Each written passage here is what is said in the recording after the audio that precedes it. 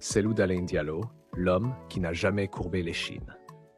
Au cœur des montagnes verdoyantes du Fouta Djallon, dans un petit village nommé Dalein, né en février 1952, un enfant appelé a marqué l'histoire politique de la Guinée. Cet enfant, c'est Cellou Dalein Diallo.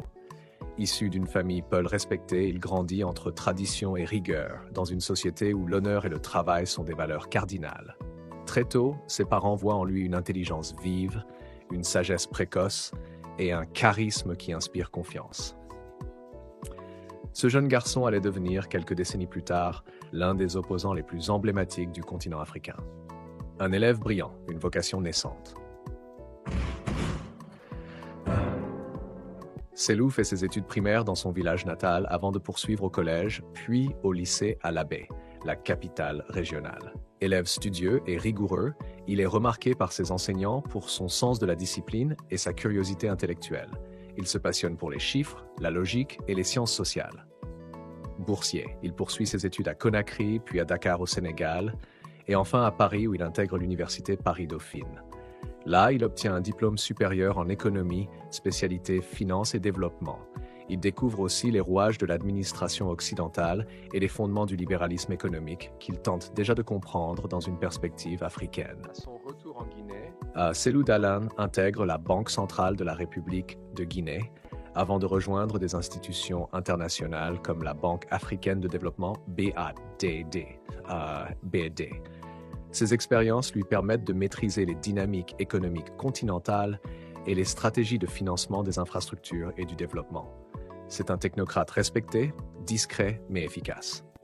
Son sérieux et sa compétence l'amènent progressivement dans les cercles du pouvoir.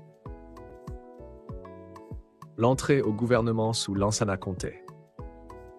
Dans les années 1990, le président Lansana Conté, confronté à des défis économiques croissants, fait appel à Cellou Dalein pour rejoindre le gouvernement. Il occupe tour à tour plusieurs ministères clés. Ministre des Transports, ministre de l'Équipement, ministre des Travaux publics. À chaque poste, il laisse l'image d'un homme rigoureux qui tente de moderniser les services publics dans un environnement marqué par la corruption et l'inefficacité. Il devient rapidement l'un des piliers du régime, mais sans jamais tremper dans les abus ou les affaires douteuses. Premier ministre de Guinée, l'ascension contrariée. En décembre 2004, Lansana Conté le nomme Premier ministre. À ce poste, Cellou tente d'initier des réformes, notamment dans la gestion des ressources publiques, la transparence budgétaire et l'ouverture économique. Mais il se heurte aux résistances internes au clan du pouvoir et à une administration paralysée par les intérêts privés. En avril 2006, dans un climat de tension interne, il est brutalement limogé sans explication claire. Son renvoi marque une rupture définitive avec le régime.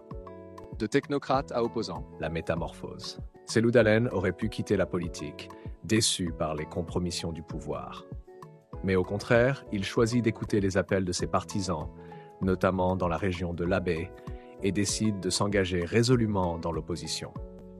Il prend la tête de l'UFR, Union des Forces démocratiques de Guinée, UFDG, un parti alors moribond. Il le réorganise, l'ouvre à la jeunesse, le structure sur tout le territoire. Sous sa direction, l'UFDG devient un véritable instrument de lutte démocratique. 2010. La présidentielle de l'espoir brisée. Après le décès de Lansana Conté en 2008 et la transition militaire chaotique, l'élection présidentielle de 2010 suscite un immense espoir. Cellou Dalein se présente comme le candidat du changement. Il mène une campagne de proximité rassemblant des foules immenses.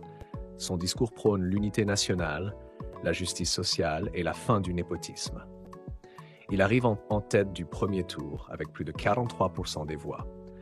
Mais au second tour, il est battu par Alpha Condé, un autre vétéran de l'opposition, dans une élection marquée par des violences ethniques, des fraudes et des irrégularités massives. Cellou conteste les résultats, mais accepte de ne pas appeler à l'insurrection. Ce geste renforce son image d'homme de paix. À une opposition pacifique, mais harcelée. Malgré la défaite, Cellou Dalein, le chef de file de l'opposition.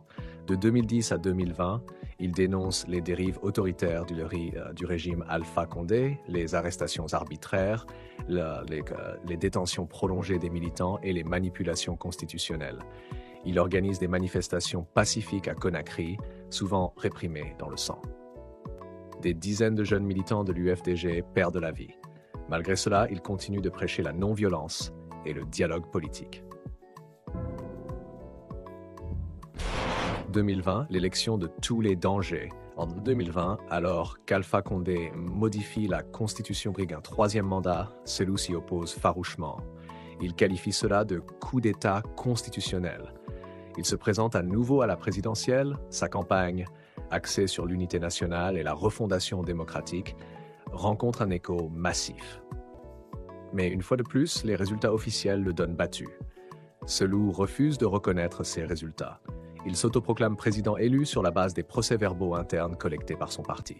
Ce geste, bien que controversé, est compris comme une forme de protestation face à un système verrouillé. Surveillance et isolement. Après cette élection contestée, le régime resserre l'étau. Le siège du parti UFDG est bouclé. Les communications de Cellou sont surveillées. Ses proches sont arrêtés, certains battus, d'autres contraints à l'exil. Malgré cela, il reste à Conakry, refusant de fuir, fidèle à son engagement auprès du peuple guinéen. 2021, le renversement d'Alpha Condé. Le 5 septembre 2021, un coup d'État militaire renverse le président Alpha Condé. Le colonel Mamadi Doumbouya prend le pouvoir. Dans les premiers jours, Cellou Dalein appelle à une transition pacifique, inclusive et démocratique. Mais rapidement, les relations se tendent. Le CNRD, Comité national du Rassemblement pour le développement, soupçonne les anciens leaders politiques de vouloir reprendre la main. 2022, l'exil forcé. En mars 2022, Cellou est convoqué par la justice guinéenne dans une affaire de revente présumée illégale d'un bien de l'État datant de son passage au gouvernement, le dossier Air Guinée. Il dénonce une manipulation politique visant à l'éliminer du paysage politique.